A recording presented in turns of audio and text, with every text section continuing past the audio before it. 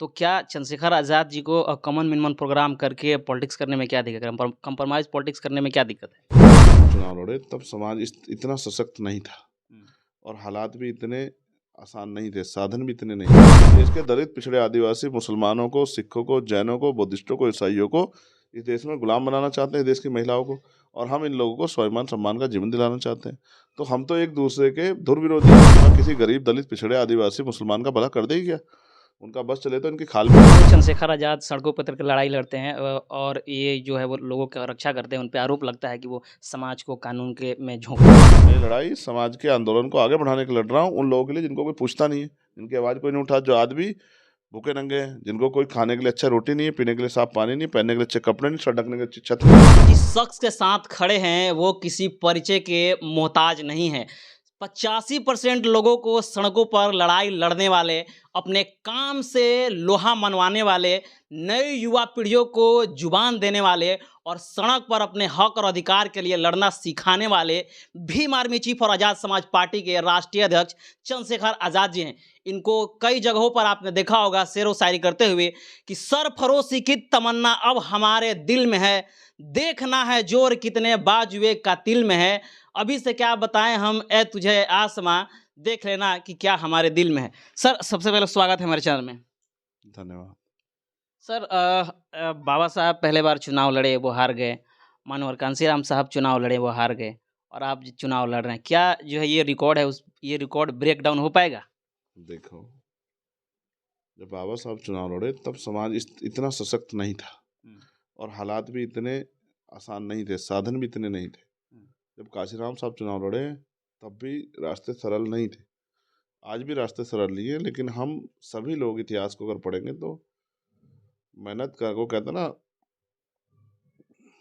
लहरों से डर के नौका पार नहीं होती और मेहनत करने वालों कभी हार नहीं होती। तो हमारा काम है मेहनत करना। ये आशीर्वाद, ये सहयोग जनता को देना है, जिस जनता के लिए हम काम कर रहे हैं। अगर उसने सहयोग किया तो इसी बार सारे रिकॉर्ड टूट जाएंगे और मुझे विश्वास है कि नगीना की जनता ने मन बना लिया कि वो चंद्रशेखर आज़ाद को ये ताकत देंगे। सर आज के डेट में बहुत सारे लोग जो हैं, बहुत सारे पॉलिटिशियन कंप्रोमाइज़ पॉलिटिक्स कर रहे हैं, जैसे ओमपी राजभर हुए, नीतीश कुमार हुए, तमाम लोग हैं। तो क्या चंद्रशेखर आज़ाद जी को कॉमन मिनिमम प्रोग्राम करके पॉलिटिक्स करने में क्या दिक्कत है? कंप्रोमाइज़ पॉलिटिक्स करने में क्या दिक्कत है? कॉम्प्रोमाइज पॉलिटिक्स बुरी पॉलिटिक्स नहीं है, लेकिन कॉम्प्रोमाइज किसके लिए? अपने स्वार्थों के लिए, अपने हितों के लिए, समाज के हितों के लिए। समाज की। तो समाज के हित, कौन सी ऐसी पार्टी जो समाज की सुरक्षा कर रही है, आप मुझे बताओ। किस पार्टी से इस तरह के जो है कॉम्प्रोमाइज करे? भाजपा से। भाजपा ने देखा आपने, भाजपा पोजीशन देती, पावर नहीं देती, आपको पता है। भाजपा ने जिस भी व्यक्ति के दल के साथ समझौता किया, उसके दल को खाने का काम किया, उसके दल को तोड़ने का काम किया। हमारा तो दल की शुरुआत है और हम भाजपा से, हमारा विरोध जो है वो वैचारिक विरोध है। वो संविधान को मानते नहीं और हम संविधान के हितैषी हैं। हम संविधान को उन पर लागू कराना चाहते हैं और वो संविधान खत्म करना चाहते हैं। तो जिनसे मुकाबला है उनसे तो कोई जिनसे संघर्ष, उनसे तो कोई समझौता हो ही नहीं सकता। वो इस देश के दलित, पिछड़े, आदिवासी, मुसलमानों को, सिखों को, जैनों को, बुद्धिस्टों को, ईसाइयों को इस देश में गुलाम बनाना चाहते हैं, देश की महिलाओं को। और हम इन लोगों को स्वाभिमान सम्मान का जीवन दिलाना चाहते हैं। तो हम तो एक दूसरे के धुर विरोधी हैं, फिर कैसा समझौता? और अगर आपको लगता है कि भाजपा समाजित कर सकती है तो आप मुझे बताओ। सुप्रीम कोर्ट ने कहा प्रमोशन इज रिजर्वेशन, प्रमोशन में आरक्षण का फॉर्मूला आर्टिकल्स, वो कॉन्स्टिट्यूशन के आर्टिकल 16(4) के अकॉर्डिंग मिलना चाहिए। सुप्रीम कोर्ट ने भी कहा सरकार दे सकती है अगर सरकार चाहे। तो कौन सी सरकार ने दिया? भाजपा की, आप बताओ मुझे। पुरानी पेंशन किस सरकार ने खत्म की? और ये अब जो है सरकारी सिस्टम को बेच बेच के कौड़ियों के भाव अपने पूंजीपतियों को कौन दे रही, कौन सी पार्टी दे रही है? अभी आपने देखा इलेक्ट्रल बॉन्ड का राज खुला, आपने देखा जिस पार्टी, जिस कंपनी पे छापा लगा उसने चंदा दिया, या फिर जिसने चंदा दिया उसे ठेका मिला। तो ये सत्ता के आधार पे पैसा और कमाना और पैसे के आधार पे सत्ता में रहना, किस तरह से विधायकों को तोड़ फोड़ करके, किस तरह से डरा धमका के, सीबीआई इनकम टैक्स का दुरुपयोग कर किस तरह सत्ता में बैठी है भाजपा। जो भाजपा सत्ता में रहने के लिए तमाम तरह के जो है षड्यंत्र कर सकती है, वो भाजपा किसी गरीब, दलित, पिछड़े, आदिवासी, मुसलमान का भला कर देगी क्या? उनका बस चले तो इनकी खाल भी खींच ले। मैं आपको फिर कहना चाहता हूँ, अगर किसी दलित, पिछड़े, मुसलमान, आदिवासी या अन्य अल्पसंख्यक लोगों पे अगर अन्य अत्याचार होगा, महिलाओं पे, तो इस भारतीय जनता पार्टी की ईंट से ईंट बजाने का काम हम लोग करेंगे। इस बात को आप याद रखना। चंद्रशेखर आज़ाद जी कहते हैं कि हम समाज की लड़ाई लड़ रहे हैं, बहन मायावती जी कहती है कि हम समाज की लड़ाई लड़ रहे हैं। तो ये दोनों लोग एक प्लेटफॉर्म पे आकर के क्यों नहीं समाज की लड़ाई लड़ रहे हैं? आप करवा दो। आप करवा दो, आप में हिम्मत हो तो भाई मैं तो तैयार हूँ। मैं अगर अपने कमरे का गेट बंद कर लेता तो आप मेरा इंटरव्यू कैसे लेते? भाई मैंने आपको कहा आप आ जाओ, आप बैठ के इंटरव्यू, तभी तो आप बैठ के इंटरव्यू कर रहे हो। भाई जब वो पुराने बड़ी नेता है, उनको नहीं पता क्या हालात क्या है, उन्होंने क्यों नहीं प्रयास किया? मैंने तो बहुत बार प्रयास किया। मैं तो आपको कह रहा हूँ आप चले जाओ मेरा वो लेके। वो कहेंगे कि भाई उनको बिना चप्पल के आना है, तो मैं बिना चप्पल के चले जाऊँगा, और बताओ क्या चाहिए मुझसे। लेकिन एक समाज, काशीराम साहब के जीवन में भी ये दौर आया।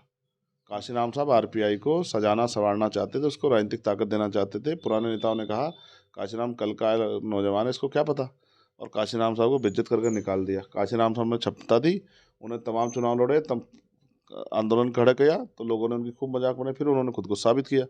अब मैंने बहुत प्रयास किया, उन्होंने मुझे भी वो कर दिया। अब ये बताओ, तो क्या मैं इस, अगर वो मुझे मौका नहीं देती तो क्या मुझे थकार के घर बैठ जाना चाहिए, या मनुवादी पार्टी में शामिल हो जाना चाहिए था? इसलिए मैंने अपना दल बनाया कि बाबा साहब अम्बेडकर के विचार, काशीराम साहब के विचार, बहुजन महापुरुषों के विचार जिंदा रहे, और उसी आधार पर हम लोग राजनीति कर रहे हैं। हमने किसी संविधान विरोधी दल से समझौता नहीं किया। हमने तो हर संविधान विरोधी दल को सबक सिखाने के लिए उनकी राजनीतिक ताकत कमजोर करने का प्रयास किया और भाजपा को रोकने का काम किया। हम तो अपनी ड्यूटी कर रहे हैं। लेकिन आप ये महसूस करके बताओ, जिस तरह का जुर्म जाति अन्याय अत्याचार हो रहा है, हमारे अलावा कौन लड़ रहा है देश में? जिस तरह से आरक्षण, संविधान के संविधान प्रदत्त अधिकार खत्म किया जा रहा है, कौन लड़ रहा है उस पर? कौन ऐसा नेता है जिसने 16-16 महीने जेल काटी? आप बताओ बहुजन समाज का। कौन ऐसा नेता है जिसने लाठियां खाई? कौन ऐसा जिसके पैर के नखून खींच लिए गए? कौन ऐसा नेता है जिसके दांत तोड़ दिए गए? कौन ऐसा नेता है जिसके पेट पे गोली चलाई, 4-4 गोली चलाई गई? आप बताओ कौन ऐसा नेता है? कौन इतनी ईमानदार से काम कर रहा है? कौन भाजपा के खिलाफ मुखर होकर लड़ रहा है? सब लोग सुविधा की राजनीति कर रहे हैं, सत्ता की। चंद्रशेखर आजाद तो नहीं कर रहा। अगर चंद्रशेखर आजाद को सुविधा की राजनीति करती बहुत अवसर थे, तो मैंने तो सुविधा की राजनीति को ठोकर मारी, तब यहाँ बैठा हूँ। आप ये महसूस करके बताओ, क्या मैं अपने लिए लड़ रहा हूँ? मुझे एमपी एमएलए बनना हो, आज किसी दल में चला जाऊँ, उनका मेंबर बन के एमपी एमएलए बन जाऊंगा, मेरे परिवार को मेरा भला हो जाएगा, लेकिन समाज का क्या होगा? मैं ये लड़ाई समाज के आंदोलन को आगे बढ़ाने के लिए लड़ रहा हूँ, उन लोगों के लिए जिनको कोई पूछता नहीं है, जिनकी आवाज़ कोई नहीं उठा, जो आज भी भूखे नंगे हैं, जिनको कोई खाने के लिए अच्छा रोटी नहीं है, पीने के लिए साफ पानी नहीं, पहनने के लिए अच्छे कपड़े नहीं, सर ढकने के लिए अच्छी छत नहीं है, जिनके हाथ में कुदरत ने जो लकीरें दी है उससे ज़्यादा लकीरें हैं, जिनके फटे हुए कपड़ों को लोग झांकते हैं, मैं उन बहन बेटियों के सम्मान की लड़ाई लड़ रहा हूँ। जिनके पेट खाली है, मैं अपने उन भाइयों के, अपने बुजुर्गों की पकड़ की लड़ाई लड़ रहा हूँ। तो मैं तो अपनी जिम्मेदारी अदा कर रहा हूँ। महापुरुषों ने संघर्ष किया तो हम लोग यहाँ तक आए। हम संघर्ष करेंगे तो आने वाली पीढ़ियाँ इस देश में सुख शांति का जीवन यापन करेंगी। हम नहीं करेंगे तो हमारी लड़ाई कौन लड़ेगा? तमाम पार्टी के होते, बाबा साहब ने पार्टी क्यों बनाई? बाबा साहब बेवकूफ़ थे क्या? आप बताओ।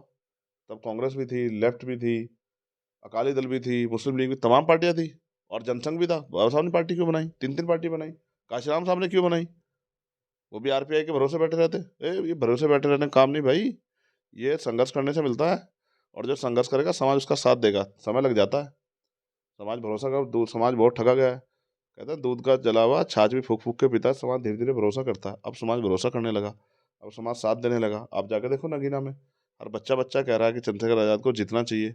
विरोधी पूरी ताकत लगा रहे, चंद्रशेखर आजाद रुक जाए, वो हार जाए। चंद्रशेखर आजाद पे कुछ भी नहीं है, ना पैसा ना साधन, फिर भी अपना, हमारे सामान्य कार्यकर्ता, हमारे सक्षम कार्यकर्ता संसाधन जुटा के, पैसा जुटा के रैलियाँ करा रहे हैं, प्रोग्राम करा रहे हैं। सब गरीब लोग मिलके अपनी आज़ादी की लड़ाई लड़ रहे हैं, और ये आज़ादी मिलकर रहेगी इस देश में। बाबा साहब ने कहा था 21 सदी हमारी है।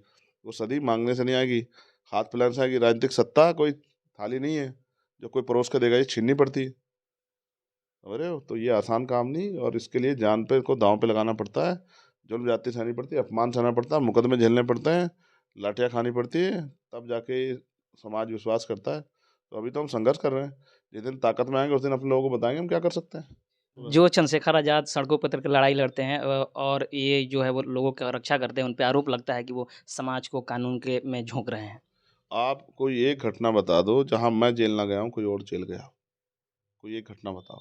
और आप ये बताओ, जब जो सत्ता के खिलाफ जाके आप लड़ो, किसान लड़े, 700 किसान शहीद हुए, कितने किसानों में मुकदमे, तो क्या किसी ने उनको झोंका?